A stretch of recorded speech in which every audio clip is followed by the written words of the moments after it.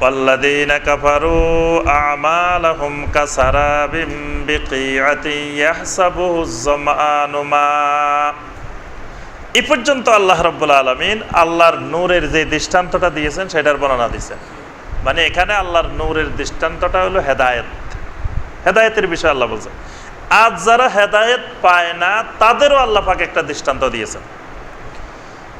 ওয়াল্লাযীনা কাফারু আ'মালুহুম কাসারাবিম বিকিআতিন, যারা হেদায়েত পায় না, যারা কুফরি করে, তাদের দৃষ্টান্তটা হলো কাসারাবিম বিকিআতিন, বিস্তর প্রশস্ত মরুভূমির মতো তাদের দৃষ্টান্তটা।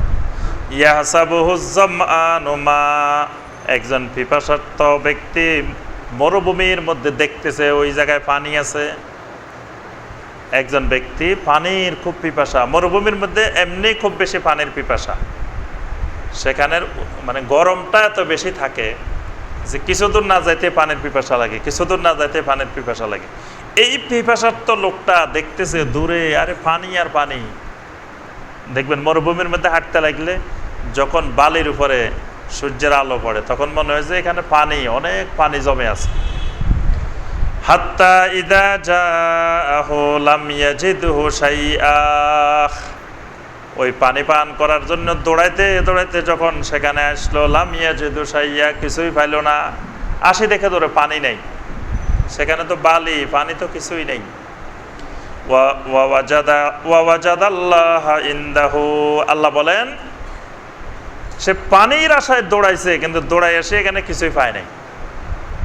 যারা আল্লাহর পক্ষ থেকে হেদায়েত পায় না এরা দুনিয়ার পিছনে দৌড়াইতে দৌড়াইতে এরকম ওই মরুভূমির ওই পানির মতো তারা দুনিয়াকে মনে করে, মনে করে ওই জায়গায় আছে, ওই জায়গায় আছে, বাস খালি দৌড়াইতে আছে মরুভূমির মধ্যে, আসলে কোনো জায়গায় পানি নেই।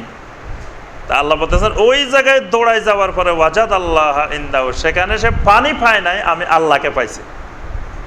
মানে ওখানে আমি আল্লাহ আছি, ওখানে পানি নেই। ফাওয়াফাহু হিসাবহু, আর আল্লাহ রাব্বুল আলামিন তার পরিপূর্ণ হিসাব তাকে বুঝাই দিছেন।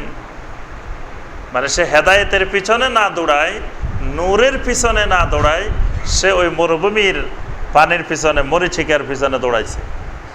এই জন্য এখানে আল্লাহ পাক বুঝাইতে চাচ্ছেন সে দৌড়াইতে দৌড়াইতে আলহাকুমুত তাকাসুর হাত্তা যুরতুমুল মাকাবির, আধিক্যতার পিছনে দৌড়াইতে দৌড়াইতে এক সময় গিয়ে সে কবরস্থানে যায় হাজির হয়েছে।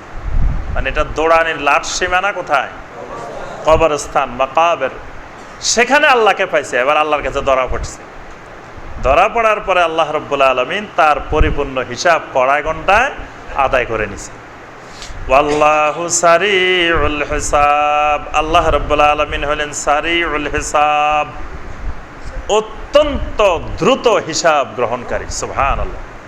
মানে এত বড় অ্যাকাউন্টেন্ট, মহান হিসাব নিরীক্ষক আল্লাহ রাব্বুল আলামিন এক মুহূর্তের মধ্যে সব হিসাব দ্রুত শেষ করে ফেলতে পারে। মানে মুশরিকেরা কল্পনা করে, ধারণা করে এরকম যে কিয়ামতের ময়দান যদি হয়ও তো কোটি কোটি মানুষ একসাথে উঠবে, তা আমরা একটু পিছনে থাকবো, তাহলে সামনের দিকে যারা থাকবে এদের হিসাব নিতে নিতে নিতে নিতে নিতে এক সময় আল্লাহ সুবহানাহু ওয়া তাআলা ক্লান্ত হয়ে যাবে, নাউযুবিল্লাহ, বিরক্ত হয়ে যাবে।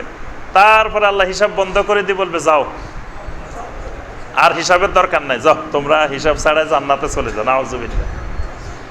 আল্লাহ পাক যেন এই কথাটা বারবার বলছেন, ওয়াল্লাহু সারিউল হিসাব, আল্লাহ পাক হিসাব গ্রহণের ক্ষেত্রে সময় লাগবে না, এটা দ্রুত হিসাব হয়ে যাবে। কারণ হিসাব তো আগের হওয়া আছেই, প্রথম ক্যালকুলেশন সব তো কবরে হয়ে গেছে। মৃত্যুর সাথে সাথে তার হিসাব নিকাশ, আপনার আয় ব্যয় ব্যালেন্স সব তো হিসাব হয়ে গেছে, আর নতুন করে তো করার কিছু নাই। এই জন্য আল্লাহ বলতেছেন আল্লাহু সারিউল হিসাব। আও কাযুলুমাতিন ফি বাহরিল লুজ্জিয়্যিন ইয়াগশাহু মাওজুম মিন ফাওকিহি মাওজুন মিন ফাওকিহি সাহাব। আল্লাহ পাক বলতেছেন এটা হলো একটা দৃষ্টান্ত, অথবা আরেকটা দৃষ্টান্ত তোমাদেরকে বুঝাই। কাযুলুমাতিন ফি বাহরিল লুজ্জিয়্যিন, এটার দৃষ্টান্ত হলো গভীর সমুদ্রের অন্ধকারাচ্ছন্ন সাগর। মানে সমুদ্রের গভীরে এবং প্রচণ্ড গভীর সমুদ্র, গভীর পানি, এখানে যে অন্ধকার, ইয়াগশাহু মাউজুন মিন ফাওকিহি মাউজুন, একটা ঢেউয়ের উপর দিয়ে আরেকটা ঢেউ পড়তেছে। বঙ্গোপসাগরে দেখছেন না, কক্সবাজারে এক ঢেউ আসতেছে, তার উপরে আরেকটা ঢেউ। মিন ফাওকিহি সাহাব, এইদিকে এক ঢেউয়ের উপরে আরেক ঢেউ, এক ঢেউয়ের উপরে আরেক ঢেউ, তার উপরে অন্ধকার মেঘমালা। মানে নিচে এই একের পর এক ঢেউ তরঙ্গের কারণে নিচে অন্ধকার, আবার তার উপরে অন্ধকার মেঘমালা।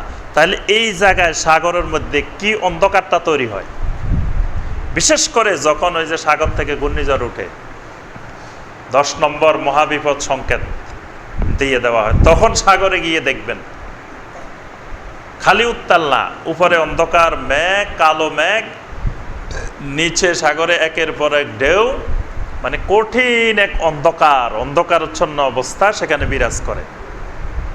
বর্তমানে তো রাডারের সাহায্যে, মেশিনের সাহায্যে ওই ঘূর্ণিঝড়টা দেখানো হয়, দেখবেন ওইটা ওখানে উপরে যদি মেঘ, অন্ধকার মেঘ থাকে, অন্ধকার হয়ে থাকে।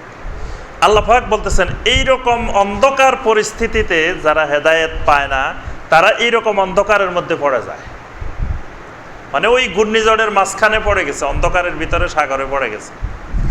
যুলুমাতুম বাদুহা ফাওকা বাদ, এক অন্ধকারের উপরে আরেক অন্ধকার।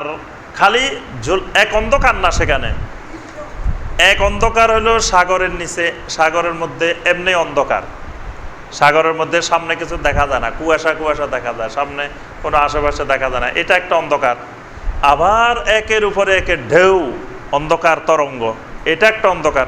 আবার তার উপরে অন্ধকার মেঘমালা। ইদা আখরাজা ইয়াদাহু লাম ইয়াকাদ ইয়ারাহা, হাত বাহির করলে সে হাতও দেখতে পায় না, এত অন্ধকার। কয় যে রাত্রে এত অন্ধকার, হাতও দেখা যায় না। আল্লাহ পাক বলতেছেন সে এমন অন্ধকারে পড়ছে যে হাতটা বাহির করলে হাতটাও দেখে না। ওয়া মান লাম ইয়াজআলিল্লাহু লাহু নূরান ফামা লাহু মিন নূর, আল্লাহ রাব্বুল আলামিন যার জন্য নূর নির্ধারণ করেন নাই, যার জন্য নূর রাখেন নাই, ফামা লাহু মিন নূর, সে কোনোদিন জীবনেও নূর পাবে না। আল্লাহ পাক যাকে নূর দিবেন না, সে কখনো কোনো জায়গায় গিয়ে সে নূর পাবে না। আর নূর না পাওয়া মানে তো অন্ধকার। যিনি নূর পাবেন, হেদায়েত পাবেন, তিনি আলো পাইছেন। আর যিনি আলো পাবেন না, তিনি পাবেন কি? অন্ধকার। অন্ধকারকে বলা হয় জুলুমাত, জুলুম। এই জন্য কোরআনে কারিমে শিরককে, অপরাধকে, গুনাহকে আল্লাহ জুলুমাত বলছেন, অন্ধকার বলছেন। আলাম তারা আন্নাল্লাহা ইউসাব্বিহু লাহু মান ফিস সামাওয়াতি ওয়াল আরদি ওয়াত তায়রু সাফফাত। এবার আল্লাহ রাব্বুল আলামিন বলতেছেন, বান্দা তোমরা কেন আমি আল্লাহর তাসবিহ আদায় করো না, সালাত আদায় করো না, আমার কথা মানো না, অথচ জমিনের সমস্ত মাখলুকাত আমার হুকুম মানে, আমার জিকির করে, আমার ইবাদত করে।